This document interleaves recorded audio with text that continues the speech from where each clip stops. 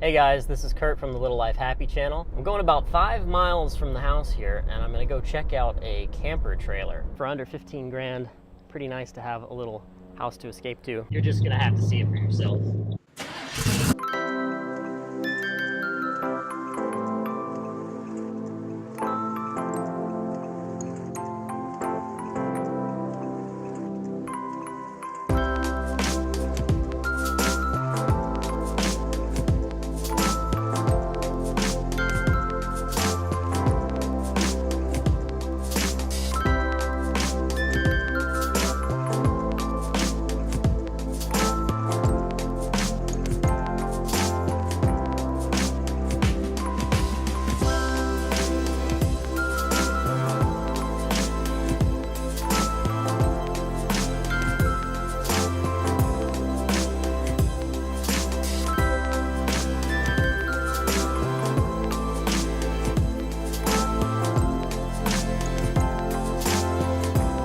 Hadley and I have been looking at boats and all kinds of little tiny house options, and one thing that I'm seeing about the boats is that when we do find a really nice boat, we were looking at this Chinois Senator. It was a 35-foot boat. It was actually very perfect for us. I was thinking about flying up to New York and going and checking it out and getting it surveyed and then bringing it home probably on the loop. You can do a loop around the U.S. I was gonna do half the loop from New York and go to St. Lawrence, go through the Great Lakes, and then come down. That's how I was gonna get it on water without having to have it towed.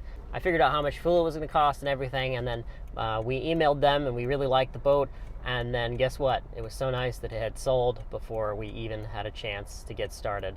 So it's a little disappointing, but it kind of got me looking at other options, and now I'm kind of thinking about on-land tiny house again. Something that I can pull behind this car, something that I can very easily use going on trips, going wherever, and it's not really as constricted to the water. I really like the idea of the boat, but I'm starting to see that in the next few years we might be moving around and stuff, and we're not necessarily going to stay in Chattanooga.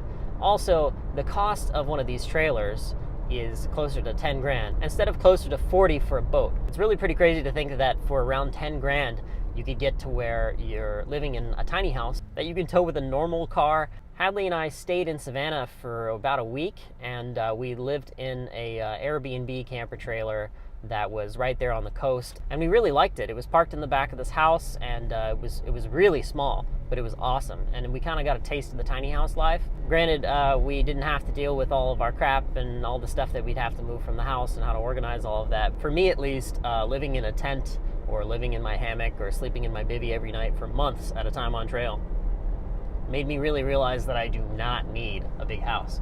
I just need somewhere to sleep, and I need some hangout space, and I need to be protected from the weather, need to be warm and comfortable, and I'm good to go. So we've looked at boats, we looked at campers, we looked at all kinds of things. We almost bought this 1974 Prowler camping trailer for $4,000. It was in perfect condition, it was barn kept, there was a really competent son-in-law. Rolling southbound. I see him over in the fast lane right now. He done got over right there, He's got something on his mind right there. I just don't think he's got it quite figured out yet, right? As far as tiny houses go and potential living situations, we think about that missed opportunity all the time. We think about, man, that thing was only 4 grand and it was frickin' perfect.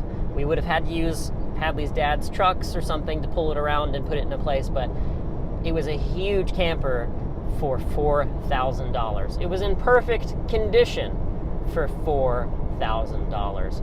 We really have some serious regret from not buying that. But you know, hindsight's 20/20, right? We didn't really know what we were getting into. We weren't really sure that that was the kind of thing we're looking for.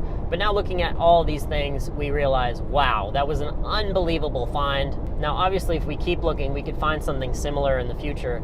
Maybe not that nice, maybe not something that old and cheap that costs so little, but it's possible. And I'm gonna keep looking for a while here. Now, the one thing about these campers is that they can get pretty heavy, especially when you load stuff into them. So I have a Subaru Forester 2013, and the tow rating on it is 2,400 pounds. A tongue weight of 400 pounds. So I'm gonna need to get something that weighs under 2,400 pounds, pretty significantly, so that when we load it up with stuff, I can still tow it. I have found a brand new 2018 camper that is 5 miles from the house, that is marked down from $19,500 to $13,000. It's 17 8.75 feet long. This is going to give us a little bit more space than some of the tiny houses we've looked at would. With a queen size bed and a permanent dinette that we can sit and hang out in and do work, it really seems like it's an amazing little camper, and I can't wait to go see it here at this Camping World place that we're about to pass. And I'm gonna go to this Camping World place here and see what they've got. So I'm gonna go in here and I'm just gonna act like I'm looking for a camper trailer to take on vacations and stuff, and I'm not gonna say anything about living in it. I'm just gonna look around like, this is nice for going down to Ginny Springs in Florida, blah, blah, blah, which that's something that I wanna use it for as well. So guys, we're here and we're gonna go in and look at some of these things. All right, so I'm just gonna show you this R-Pod real quick since he pulled it out for me. And the reason it's so cheap is that they've got the new ones coming in, and the manufacturer said this is the manufacturer discount, and we don't want the 2018s next to the brand new ones because people will just buy the 2018s. So here we go. This is a 17-foot trailer, 17.7 I think. Well, the unit itself, the trailer, makes it longer, the tongue. Electronic here, you don't have to crank it. Covered 20-pound tank. Split off valve for a gas grill. Got a step here. A TV and something else, I think TV and phone. Look at just how high this is off the ground. So we're never gonna hit anything that doesn't hit my car first. You can tell it's been sitting here for a while. They'll clean it up and everything before they sell it to us. Take the sticker off. We got storage through here, full-size spare, and this 2-inch receiver here can carry, I think he said 250 pounds, so we could put stuff back here, coolers and all kinds of things. Here's a water heater, so you have hot water, cable, satellite hookup. We don't care about TV. This is the range hood vent and I think the heater vent. Fresh water drain, so you can dump everything. You don't want to tow a full tank of water. A city water connection here, so the hose will have pressure throughout. You don't have to have a pump or anything inside. They say to leave the pump off if you're not going to be dry camping with a full water tank. Water tank fill, and then you can open this up and have an outdoor shower. So I could rig up a tarp or something. If we're out in the middle of the woods, you could have a freestanding shower right here and just take an outdoor shower. Hadley will really like that. And then here is the shore power right there. You plug that in and you've got AC running off electricity. You've got the fridge running off electricity, 30 amps, and nothing to worry about as far as being hot and sweaty. And the 20-pound propane tank, we can run the 3-burner stove in here, and if we need to, we can run the AC off of that, and the heater runs off of that. Open up the door here and show you. I don't know that this grab handle is super necessary. We've got a screen door. In the nicer months, we don't have to worry about keeping cool with the AC unit. We can just leave that bad boy there, and it's flush with the door when we're not using it. Pretty nice. Got a TV that hangs here and swivels around to face the bedroom. Fire extinguisher mount. Permanent dinette. We don't need to take the bed down all the time in order to have a table. We can just leave this up. The step is really nice for getting in and out with that extra ride height. It's nice to know that we're not going to hit anything towing the camper. This is a nice big table here, deep seats, easily 4 people could sit here. See that the roof curves down in the front of the camper, but it's not like we're going to hit our heads sitting here or anything. It's very nice seating space. Lots of outlets, 1, 2, 3, 4. We've got our switchboard control there. There's the heater. Carbon monoxide detector is under there, so we're nice and safe when we're using the heater at night in the cold. Windows here in the front. Nice trim work here around the windows and everything. Nice little head protector trim there. Like I said, this TV swivels around so you can see it from the bedroom. Here's a 2-burner stove and pretty deep sink compared to what we've been seeing on the boats. Nice looking faucet. Nice looking like Corian countertops or something plastic. This is the TV and the radio and all that stuff and Bluetooth control. Got deep storage cabinets here. Got speakers and the lights as well. Speakers and lights combos. Smoke alarm, fire alarm. This is open here so that you can run this battery operated fan, not just for taking showers or if you take a dookie. You leave that fan on when it's humid out and stuff, and it keeps the inside of the camper from getting all gross. If you've ever slept in your car, you wake up after a few hours and you feel awful, that keeps that from happening. Got a nice big fridge here. This is very comparable to what we've been seeing on the boats with the built-in freezer, which we haven't seen on the boats. Full-size convection microwave here. That's something on the boats you don't have, or they're really small and crappy. Lots of storage space up here for all kinds of things, pillows, blankets, whatever. And a queen-size bed. This is probably my favorite thing about it. There's a full-on queen-size bed, lots of windows here.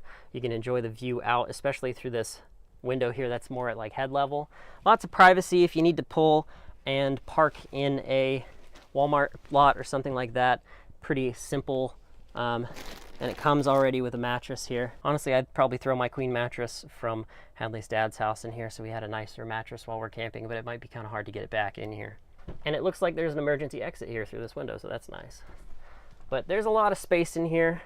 It's not a cramped thing or anything. It's wide enough here that we're going to be able to get in and out easily. And I'm not really worried about getting in and out of there at all. Sitting here on the bed looking out, it's about the same length as the retro camper that we stayed in when we went to Savannah, but the bathroom is nicer, the cabinets are better laid out, there's a full-size microwave, there's plugs everywhere, centrally located so we can charge things, and there's just going to be more storage, and I think that this is going to be a better option for us. And here's the full-size toilet, big fan up there, and you can take a shower in here. There is a little bathroom sink for washing your hands. Hadley does not want to wash our hands in the sink we use for food and dishes and things, so I understand that, and that's it right there for you. So but like I said, we're probably not going to shower in there so that everything's wet all the time and it has to dry out and all that. I don't like that. That's one of the things about the boats and campers that I don't like. But I really like this cubby, I really like the bed, I really like the cabinet space, and I like the fact that this can be a permanent dinette. If we throw a couple big square pillows over there for decoration and practicality, I can lay back, put my feet up here, and have the computer here on the table and do work and stuff and kind of recline like I'm on a sectional. So guys, Hadley, everyone that hasn't seen this in person, that's the R-Pod, and I really like it for the price. I like that they marked it down. There's a guy coming apparently tomorrow to pick one up from Missouri. So this is an extremely attractive option. It's going to be easy to take wherever we want it. It's not going to snag on anything. I think I want to take Hadley here to look at it tomorrow. Hopefully it's not sold yet, and maybe we can get that as a tiny house. I think it would be extremely livable. It's something that we've tried out before, and it's something that we could park at her dad's property and use, or we could park it there and keep it. If in the future we live in an apartment or something for under 15 grand, pretty nice to have a little house to escape to. So guys, I'm gonna get out of here. I'm not sure that I'm supposed to be back here without a representative. I'm really interested in that. I think it's the cheapest, nicest thing. We get good space, we get good amenities, and we have the freedom to move around and do whatever we want. We can go pretty much anywhere with this, and it's gonna be awesome. It's gonna be easy, and I think it's something that we should really look into.